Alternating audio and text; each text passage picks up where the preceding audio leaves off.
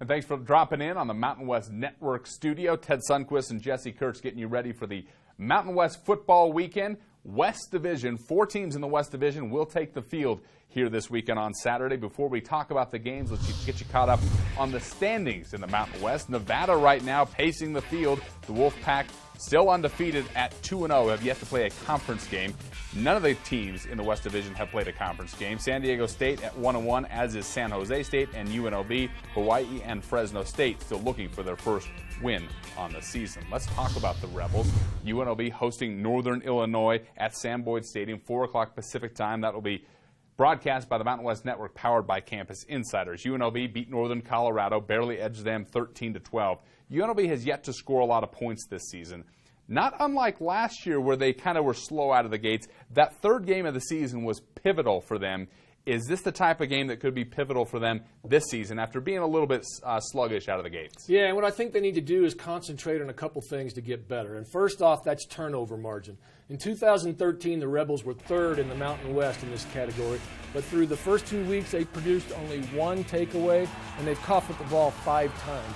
UNLV's defense was able to create some short field situations, I thought, for the Rebel offense that averaged 30 points a game in 2013 after they got going, like you said. But they just have 13 points after 2 weeks per game in 2014. Now flip things around, and UNLV has got to find some consistency on offense to keep the defense over on the sideline. The Rebels are 11th in the Mountain West right now in time of possession and have 11 possessions over the first 2 weeks of just 4 plays or less. Each side of the ball, I think, has got to do a better job of supporting the other to create some relief off of the pressure of the offense having to score and the defense being forced to make a stop. UNLV was able to use Week 3 to springboard them last year to 5 straight wins. They'll see if they can get that done against Northern Illinois, against 4 o'clock Pacific time, be broadcast by the Mountain West Network, powered by Campus Insiders. Moving on to Fresno State. They're hosting the Cornhuskers from the University of Nebraska, visiting Fresno. 8 o'clock Pacific time, be televised by CBS Sports Network. Fresno State, of course, 0-2, got beat by Utah 59-27. Fresno State has made it a habit through 2 games of falling behind rather quickly. They were behind 24-0 against USC, 17-0 against Utah after the first quarter. Last year, total role reversal. Fresno State was the ones that charged out of the gates. Right. How do they get back to that and start a little bit quicker here as they take on Nebraska? Jesse, I think the Bulldogs must establish a rushing attack and take the pressure off a passing game that I think is still trying to find its identity, sans Derek Carr, who moved on to the NFL. Against USC, Fresno State's 3 drives in the first quarter, listen to this, went 3, 6, and 4 plays, all resulting in punts. The Bulldogs went 3 of 8 for 14 yards passing, then had 6 carries that netted 39 yards, but one of those was a 32-yard scramble by quarterback Brian Burrell on 3rd down. And then against Utah, the Bulldogs reeled off 5 consecutive 3-and-outs, 2 for 8 and 14 yards passing, 2 sacks, and 5 rushes that netted -5 yards. Fresno State is last in the league in rushing yards per game and last in time of possession, and it's funny how those 2 things go hand in hand. We talked about the tall order they faced with the September schedule. A ground game is a must. Well, certainly some home cooking. Maybe that could help. They love playing at Bulldog Stadium. They've won 13 straight home games. Be an electric atmosphere for Fresno State and Nebraska, 8 o'clock Pacific time on CBS Sports Network. Nevada off to a 2-0 start. They now get a stern test down in Tucson, taking on the Arizona Wildcats, 8 o'clock Pacific time on the Pac-12 networks. The Wolfpack coming off a very impressive win on Friday night. They beat Washington State 24-13. What would a win for Nevada mean if they were to go down to Tucson and take care of the Wildcats and start this season 3-0? Well, the Wildcats, like you said, 2-0 themselves, heavy favorites in this game. The Wolfpack went 0-6 in the road in 2013 after having gone 5-2 in 2012 when they opened the season with a big win over another Pac-12 opponent, Cal.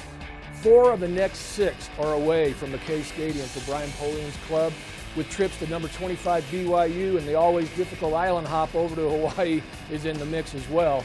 For Nevada to stand toe-to-toe in consecutive weeks with 2 Pac-12 opponents after their impressive win over Washington State this past week, that not only would be a feather in the cap of the Wolfpack, but also I think makes a bold statement for the Mountain West. Jesse, do you recall the last time these two teams met up? Some pretty good fireworks then.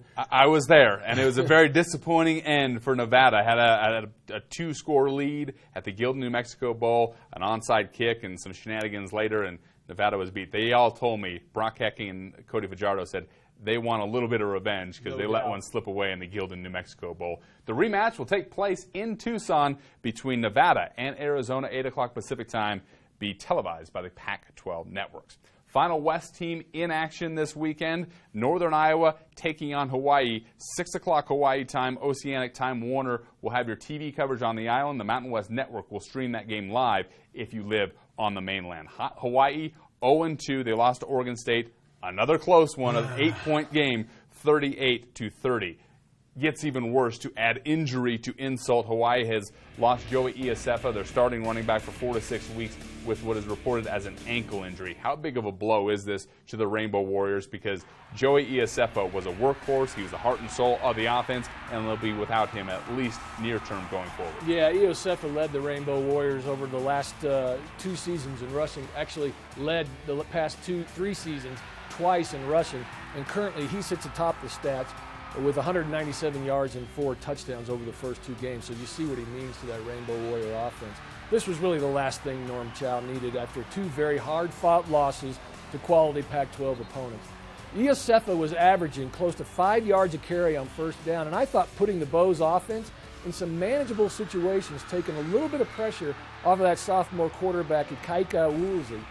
The most immediate sense of urgency, I think, is probably placed on sophomore Stephen Lakalaka, who was second rushing last season as a freshman with 468 yards and 4 touchdowns. But I think that his fellow sophomore running back, D. St. Just, carries the burden of this injury to Iosefa, and will have to step up in tandem with Lakalaka to keep that Hawaiian running game on track. St. Just had 214 yards on 50 carries last year, but only has 1 attempt for -3 yards in 2014. Now, Northern Iowa surrendered 151 yards and 2 rushing touchdowns to Iowa in their opening loss to the Hawkeyes. So this could be a place where the Rainbows could take some advantage if they can get that running game going behind the 2 young sophomores. Maybe Northern Iowa, just with the doctor ordered for Hawaii, who's been so close against Washington and Oregon State. Perhaps this is the week the Rainbow Warriors get in the win column against 6 o'clock Hawaii time. Oceanic time. Warner will have your TV coverage on the island, and the Mountain West Network will have your broadcast here on the mainland. 2 West Division teams are idle this week. That'd be San Diego State and San Jose State. For Ted Sundquist, I'm Jesse Kurtz. Enjoy watching Mountain West football this weekend.